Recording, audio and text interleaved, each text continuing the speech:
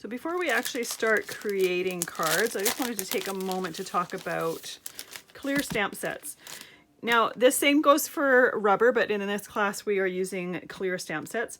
And I'll tell you what I was told years and years and years ago when I first started stamping.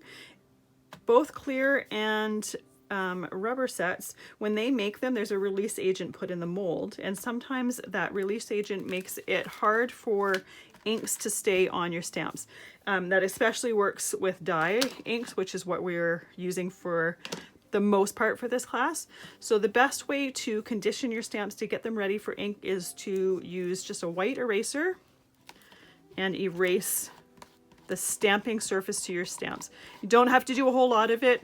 I just rub it over the stamp, and what I tend to do is if I'm going to use one stamp in my set, I do all my stamps, because that way I know if I've used one, they're all done. I don't need to do that again. This is something you only need to do once when you first get the set, and then take a brush and remove any of the residual eraser bits, because those are going to show when you're stamping if you leave them on there. Another thing you can do is, say, rub them on a pair of blue jeans, something like that. Other one that I heard is very fine sandpaper, but I've never done that before, simply because I am worried about ruining the surface of my stamp, and I know this is not going to do that. So I've had success just using a white eraser. I wouldn't want to ruin some stuff that I have just bought by using sandpaper. So I've never used that one, but I have heard it. And I find the white eraser does it well enough. So I know that that stamp set is fairly good to go. You may have to stamp it a couple times, especially with dye ink, especially when you're first starting to use them.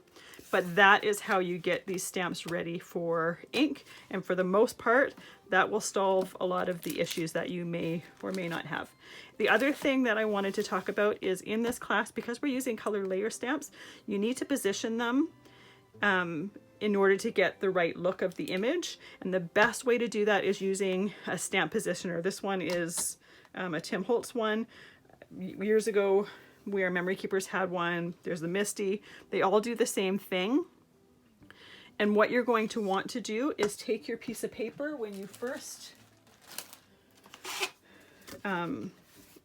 starting your card, put it right into the corner here and have it nice and tight in that corner. I have some media grip in here. It helps to grip the paper. I still use my magnets to hold things in place where I'm not stamping. You obviously wouldn't want to have a magnet where you're stamping, but just to keep it in position. If by chance something happens to move, if it is stuck in that corner, I know that putting it back in that corner is going to be where it needs to be in order to stamp something again. If I've already stamped it and I need to do it again and it's shifted, if I put it back in that corner, I know that that's where I had it and it needs to be.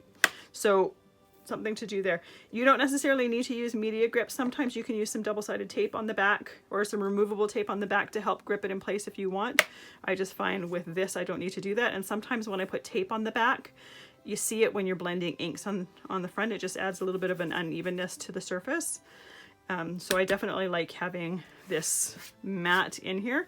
You just want to make sure, I check it regularly to make sure that things haven't shifted and that I don't have a wrinkle underneath. So that's something to keep in mind as well. So with all of that being said, let's go create some cards.